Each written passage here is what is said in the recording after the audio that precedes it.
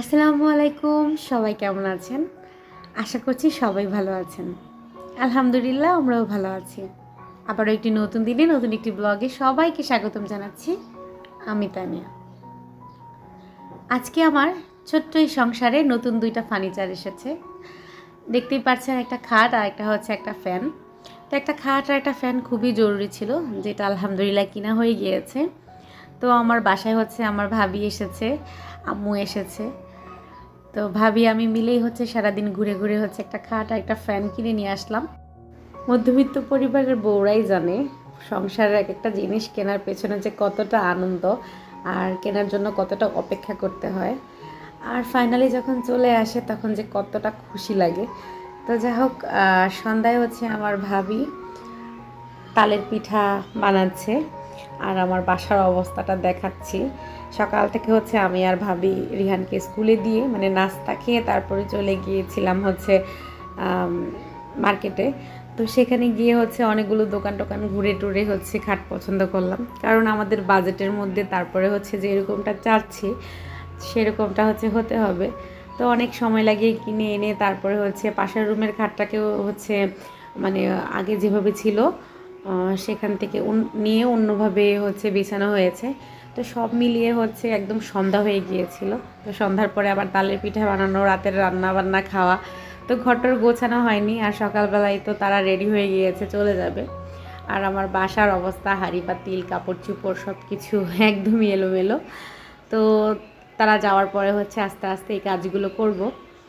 তো এই যে আমার ভাগিনা, আমার ননসের ছেলে হচ্ছে আমার বাসায় এসেছে। সে হচ্ছে আমার বাসায় থেকে হচ্ছে প্রাইভেট মানে পড়বে, কিছু মাস থাকবে।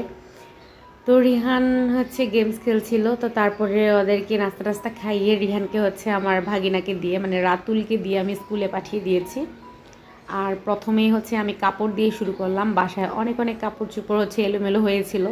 তো যেই কাপড়গুলো ছিল সেগুলোকে আমি যার যার জায়গার মতো মানে রেগুলার ইউজের কাপড় আর যেগুলো হচ্ছে তোলা কাপড় সেগুলোকে ভাঁজ করে রেখে তারপরে হচ্ছে দুনো রুমের বিছানাটা গুছিয়ে ঘরটার ঝাড়ু দিয়ে নিয়েছি। তো এই কাজগুলো করতে তেমন বেশি সময় লাগে নাই, কিন্তু রান্নাঘরে যেই মানে হাঁড়ি পাতিল ছিল সেগুলো দিতে তো অনেক সময় লেগেছে। আর এখন প্রায় 12:30টার মতো বাজে। তো ভিডিওতে বোঝা যাচ্ছে না, তবে বাইরে হচ্ছে ওই দিন হচ্ছে একটু বাতাস ছিল না, অনেক বেশি গরম লাগছিল। আর আমার মেয়েটা হচ্ছে তো পাটি বিছিয়ে বারান্দাতে খেলছিল, আর একটু পরপর আমার গাছের পাতাগুলো ছিটছিল। তা আমি আবার রান্নাবান্নার কাজ করছি, পাশাপাশি তাকে এসে এসে বলছি যে তুমি কিন্তু আমার গাছের পাতা ছিঁড়বা না। বারান্দার দরজা হচ্ছে আমি আটকিয়ে রাখি, কারণ বলা তো যায় না, বাচ্চা মানুষ। এর আগেও হচ্ছে বারান্দায় পড়ে তার কপাল কেটে গিয়েছিল, সেলাই করা লেগেছে। কিন্তু আজকে হচ্ছে যেহেতু আমার অনেক বেশি কাজ আর সে বারান্দায় খেলবে, এছাড়া সে কিছুতেই খেলবে না, তাই হচ্ছে বারান্দা খোলা রেখে তাকে মানে পাটি বিছিয়ে দিয়েছি, সে খেলছে। তবে একটু পরপর এসে এসে আমি আবার দেখছি যে সে মানে কি করছে, এই আর কি। আর যেহেতু অনেক বেশি মানে কাজ ছিল, ঘর গোছানো, হাঁড়ি পাতিল ধোয়া, ঘরও মুছেছি। তো রান্না জাস্ট একটা তরকারি রান্না করব আর ভাত রান্না করব। আন্টি বাসায় যাবা? বাসায় ভাল লাগে না? চুলগুলো মুছো, গোসল করে আসলে চুল মুছতে হয় না। আচ্ছা শোনো শোনো শোনো, যাবো যাবো, আচ্ছা ঠিক আছে। আন্টির বাসায় যাবা? আন্টি তোমাকে কি দেয়, মজা দেয়? দেয় না? তাইলে কেন যাবা আন্টির বাসায়? হ্যাঁ, ভাইয়া স্কুলে গেছে, এখন তুমি ঘুমাও একটু। ভাইয়া স্কুল থেকে আসলে তারপর তুমি আর ভাইয়া একসাথে খেলা করবা। কি না কি?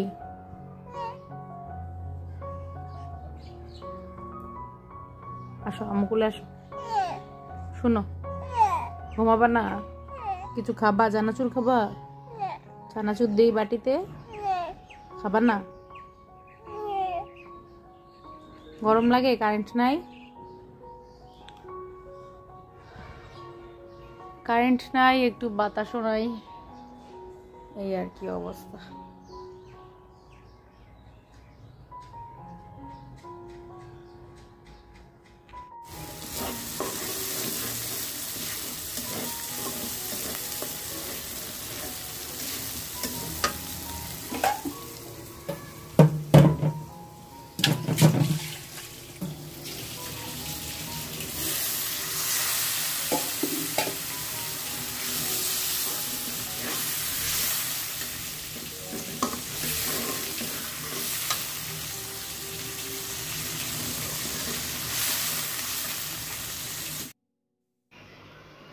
আজকে রান্না করব হচ্ছে বোটের ডাল দিয়ে হচ্ছে মুরগির গলা পা ঘিলা, তারপরে সাথে হচ্ছে আমি কিছু মুরগির মাংস ছোটো ছোটো টুকরা করে দিয়েছি। তো আমি যখন ঘরের কাজ করছিলাম তখন হচ্ছে বোটের ডালটাকে আমি সিদ্ধ বসিয়ে দিয়েছিলাম। তো ডালটা সিদ্ধ হয়ে গিয়েছে, আর এগুলো তো সিদ্ধ হতে বেশি সময় লাগবে না। তো এখন হচ্ছে আমি মশলার সাথে হচ্ছে এই মুরগির পা, মানে মুরগির পা গলা যা যা নিয়েছি সেগুলো কিন্তু ভালো করে কষিয়ে নেব। আর ডালটা তো সিদ্ধ করেই রেখেছি, এই আর কি। তো আজকে যারা প্রথমবার আমার ভিডিও দেখছেন, যদি আমার ভিডিওর কোনো অংশ আপনাদের ভালো লাগে তাহলে প্লিজ আমার চ্যানেলটিকে সাবস্ক্রাইব করে আমার পাশে থাকবেন। কি বলছো আম্মু? আর আমি আমার মেয়েকে কোলে নিয়েই হচ্ছে ভিডিওতে ভয়েস দিচ্ছি, তাই হচ্ছে আর আওয়াজ শুনতে পাচ্ছেন। ওদেরকে নিয়ে হচ্ছে আমি কিছুতেই রেগুলার ভিডিও দিতে পারছি না।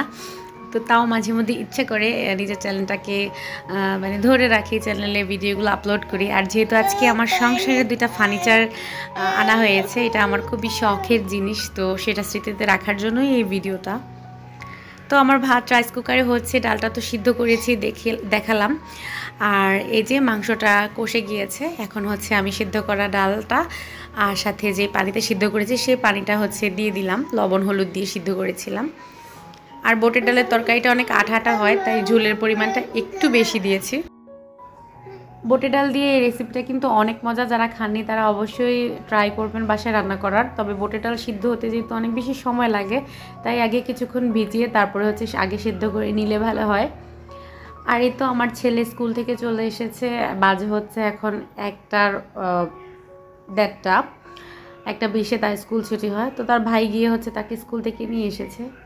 আর এর মধ্যে কিন্তু আমার মেয়ে ঘুমিয়ে গিয়েছিল, সে আবার তার ভাই আসার আওয়াজেই উঠে গিয়েছে। আর এই যে তরকারিটা হয়ে গিয়েছে, অনেকটা ঝোল দিয়েছিলাম, তবে ডালটা মানে আরেকটু সিদ্ধ হওয়ার পর একটু ফুলে একদম আধা আধা হয়ে গিয়েছে। তো রান্নাবান্না, ঘর গোছানো সব কিছু শেষ, ঘর মোছাও শেষ। আর এর মধ্যে এই যে বিছানা টিছানা কিন্তু কিছু হাওলা জলা হয়ে গিয়েছে, কারণ তাইবা তো এরকম করতেই থাকে। তারপরে হচ্ছে আমরা খেতে বসেছি।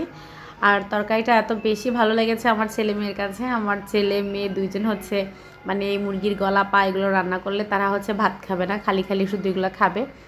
তো আমার মেয়েটা হয়েছে মানে এতটা রাগী, তাকে কিছু বলাই যায় না। তো তার মুখে ভরে আছে, তাকে বললাম যে বিল্লু বলাতেই সে রাগ করছে। তো তার রাগ অনেক বেশি, সে অল্পতেই হচ্ছে রাগ করে। আর দেখেন কিভাবে তাকিয়ে আছে। তো আলহামদুলিল্লাহ সবাই মজা করে আমরা খেলাম। আর এখন হচ্ছে বিকেলবেলা, রাতুল গিয়েছে প্রাইভেট পড়তে। রিহান আর তাইবাকে হচ্ছে আমি এখানে লইটা মাছ হচ্ছে ফ্রাই করে দিয়েছি। তো তাইবা অনেক বেশি পছন্দ করেছে, তাইবা হচ্ছে খাচ্ছে। আর রিহান হচ্ছে খাবে না, তার কাছে ভালো লাগেনি। তো লইটা মাছ আমার কাছে তো অনেক বেশি ভালো লাগে। তো আমার ছেলে তো একদমই পছন্দ করে না, রাতুলও না। রান্নার পরে দেখলাম আমরা খাচ্ছে না, কিন্তু আমার মেয়ে আলহামদুলিল্লাহ পছন্দ করেছে। আর সন্ধ্যার পরে যে 2 ভাই বোন দাঁড়িয়ে আছে, কারণ তাই বা বাসায় আসবে না, সে হচ্ছে পাশের বাসার আন্টির বাসায় যাবে। আমাদের পাশের বাসায় নতুন ভাড়াটি এসেছে। আর সে হচ্ছে মানে আমার তাইবা হচ্ছে ওই আন্টিকে দেখার পর থেকে একটু পরপর শুধু আন্টির বাসায় যাবে, আন্টির বাসায় যাবে, এই বায়না করে। তো তাকে জোর টোর করে বাসায় নিয়ে এসেছি, সে কিছুতেই আসবে না, সে তো আন্টির বাসায় যাবে। আর এখনও আমার পাশে বসে বসে কথা বলছে। তো তাকে নিয়ে এসে বসিয়ে রাখলাম। আর এর মধ্যে ওর বাবা আবার ফোন দিয়েছে, ওর বাবা নাকি রাতে আসবে, বলেছিল যে আসবে না, এখন বলছে আসবে। তো আমি তো জাস্ট একটা তরকারি রান্না করেছিলাম, আর এখন ভাবছি কী রান্না করা যায়। তো যেহেতু লইটা মাছগুলো এনেছিলাম, তো তার ভাগিনা আর তার ছেলে তো পছন্দ করেনি, তো দেখা যাক সে পছন্দ করে কিনা। তো তার জন্যই হচ্ছে লইটা মাছ ভিজিয়ে নিয়েছি। এগুলো হচ্ছে আমি মানে আলু দিয়ে পেঁয়াজ দিয়ে হচ্ছে একটু চচ্চড়ি টাইপ করব। তো আমি হচ্ছে এই মাছগুলো আনার পরে একদিন হাতে মেখে আলু আর পেঁয়াজ দিয়ে চচ্চড়ি করেছি, আমার কাছে ভালোই লেগেছে। তবে যেহেতু আলুটা সিদ্ধ হতে হতে মানে এই মাছটা যেহেতু নরম, একটু বেশি নরম হয়ে গিয়েছিল, তাই ভাবলাম আজকে একটু অন্যভাবে রান্না করা যাক। তো সেইভাবেই রান্না করব। আর এই যে 2 ভাই হচ্ছে বাহির থেকে এসে পরার শার্ট গেঞ্জি খুলে, 2 ভাইয়ের 2 গেঞ্জি খুলে খাটের উপরে এইভাবে ফেলে রেখেছে।